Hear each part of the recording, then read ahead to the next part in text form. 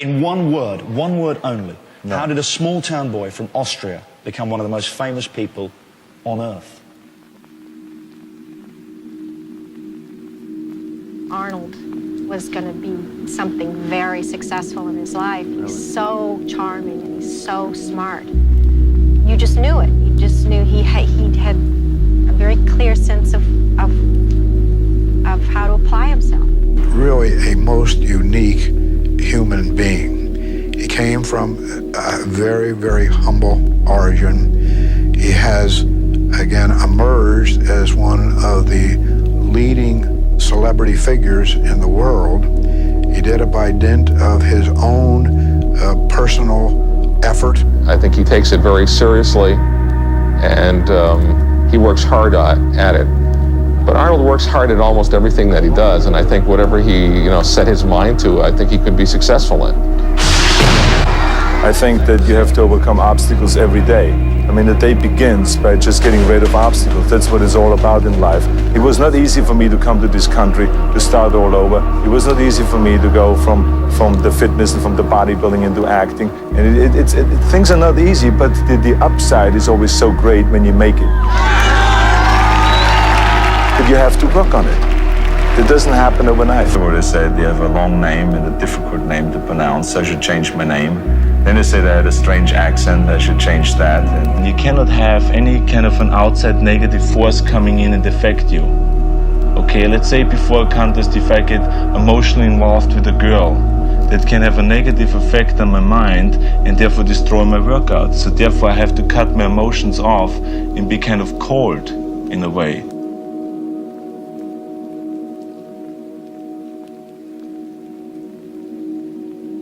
Growing up, you had no plumbing. I don't think you had a toilet, no shower. You had heat only from the stove. What do you think not having much growing up taught you? Growing up like the way I did, poor, and with none of those luxuries, all of those things, made you much more hungry for success. So when you grow up like that, you don't shy away from anything. I mean, working to me was kind of like never, oh my God, I have to work. I loved working. If it was in bodybuilding or making an endorsement here or an investment in an apartment building or starting a mail order business or getting into movies or doing this or doing that, it's like, wow, this is really amazing. But it took a lot of hard work, but I never shied away from work.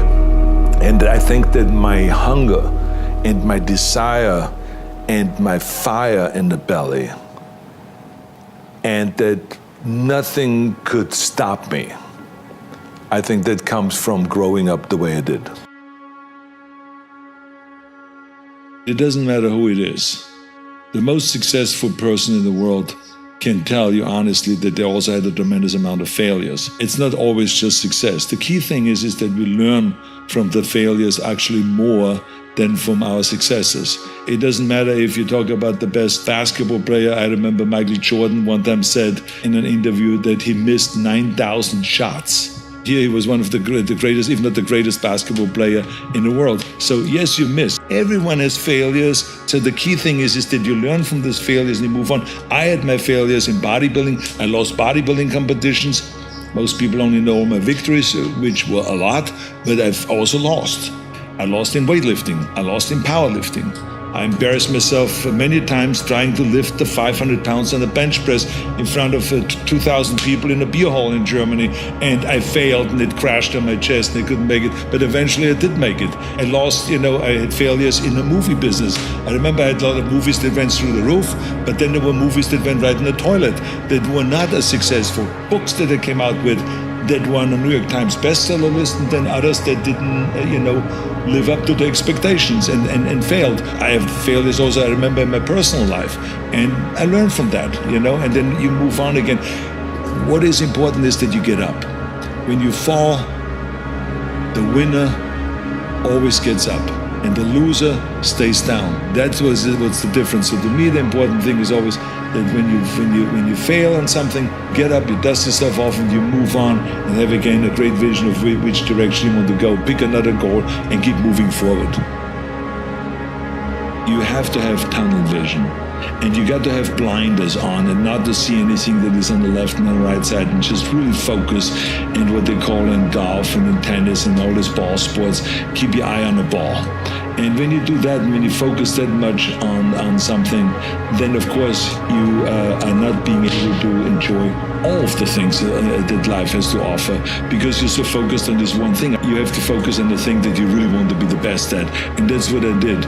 And I don't regret that at all, because you cannot be good in everything, and you cannot do everything and at the same time be a champion in one thing. There is no such thing. So I decided I wanted to be a champion. I decided that I wanted to go all out.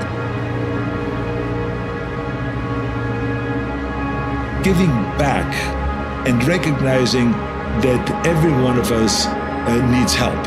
I got plenty of help to be where I am today. There's no such thing as a self-made man, as I always say.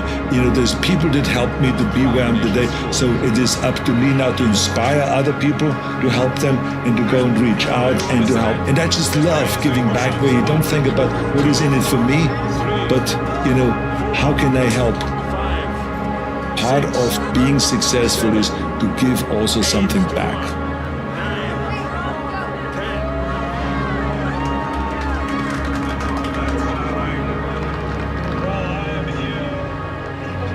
The more you create resistance to the person, the stronger that person gets, and the stronger your character gets, and the more you can endure. He could, but Arnold has them. You know what I mean? Okay.